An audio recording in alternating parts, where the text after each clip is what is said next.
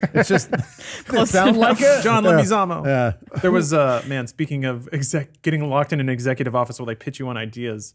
This is an old machinima thing. I remember one of the debevoirs always wanted his calendar on the wall. It was like this dry erase board. Oh. And one of my first tasks at machinima was to be the guy who goes in and changes his calendar every week so that it like updates week by week. And then I have to rewrite everything. Oh, computers do that. Yeah, weird. But no, he wanted it on the wall in dry erase form. So I was in there for an hour just like quietly erasing all the numbers and rewriting the calendar and rewriting everything. And then he was like, hey, I got an idea for you. I was like, oh no.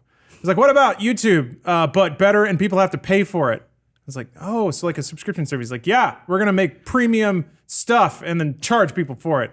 And I remember as I was writing thinking no one's going to pay for that. But didn't say it out loud. Didn't really have the footing yet. Huh. But yeah, he was Rooster Teeth thinking all the way back then. Yeah. Lawrence, and then you were- years Netflix later, thinking Prime too, happened. though. Huh? Yeah, that's Yeah. Netflix thinking. That's you were where all the wrong, money was. Lawrence. Yeah, you were. Yeah, He well, was right. Yeah, Machinima Prime, and then Primer really blew up. Primer. Chop, Man. chop. Yeah, I'm trying to think what was our meteor when we were at Machinima. What did we see and went, we got to get out of here? I mean, for us, it was the vinyl shrink It wrap was they the put vinyl on shrink our, wrap they put on our window. that cost. Oh yeah, Yeah. they commissioned a We high got to see. schooler to. We had the best office in the world. We looked out on Santa Monica Boulevard. It was beautiful. Oh wow. Yeah, it's like And- a fishbowl, And like it was giant like- glass windows. It was a one-sided window. So basically, like people could not see in, but we could see out You'd see them looking at themselves. all the time. and it was West Hollywood, so there was a lot of narcissism on the streets. Excellent. And we were sort of like bouncing back and forth whether or not we were going to try and make the move.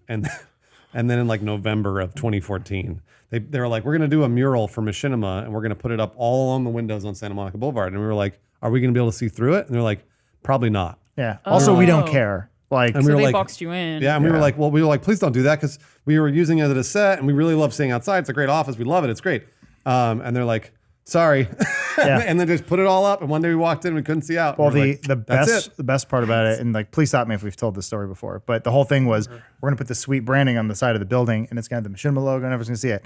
Fast forward to the city of West Hollywood going, you're not allowed to put branding on your building because that's advertising, and you need to pay us for advertising, and you can't do that on your building.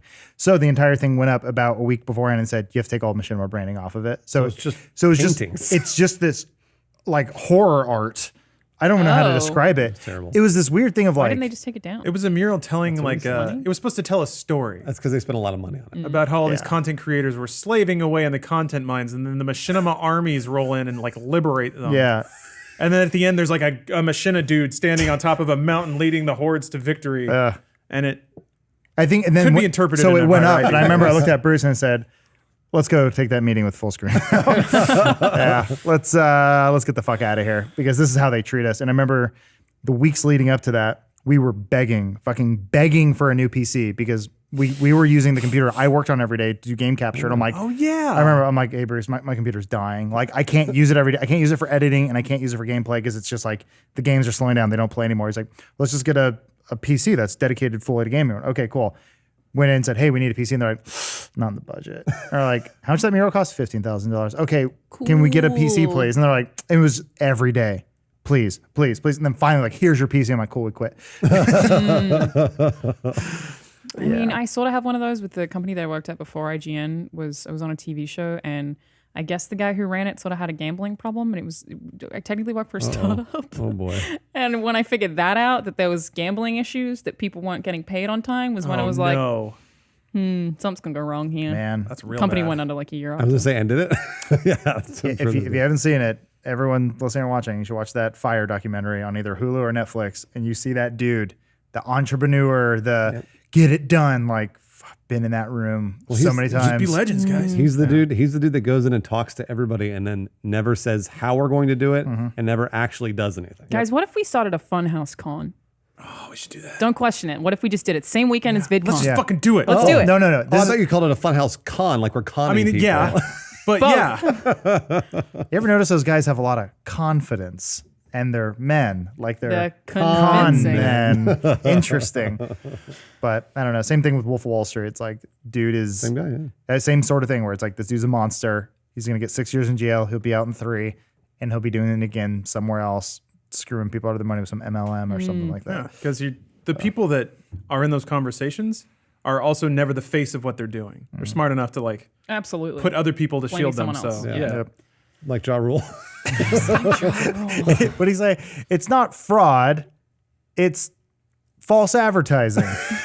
Way better. They have a recorded like Google Hangouts meeting where they're talking about it's post Fire Festival, and it's everyone being like, okay, so what do we do with this? And you hear Ja Rule being like, how do we spin this? How do we spin this? How do we make this good? And then people are like, well, like we committed fraud. It's like, it's not fraud. It's false advertising. Like he says, there's a recording of it. I gotta watch this.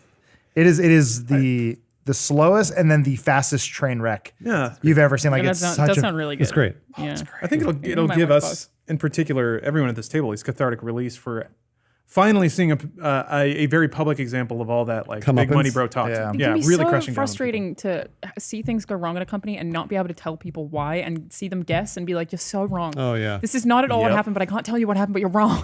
It's like not even close. And this one, just everyone knows. Yeah. I've come to accept that that's kind of part of having a job sometimes. Is that Sure, you work for a company. yeah, everyone has their own position and their own visibility and their own knowledge about a certain set of all of the data. No one has it all. Nobody. So everybody makes decisions based on what they know. And given that people are making information on different data sets, they're going to come to different conclusions. And that doesn't mean that anyone's wrong. Sometimes it absolutely does. But it's been difficult to accept that what I see and what I think is the best course of action may not actually be the best because I don't have all the information. Part of being part of a team. Yeah. Alana, you had a segue picked out. I was ready for your and now segue. the segue's gone, but I was Oh, going I'm to say sorry. I erased it. My it doesn't bad. work It's fine. anymore. I just wanted to give shout outs to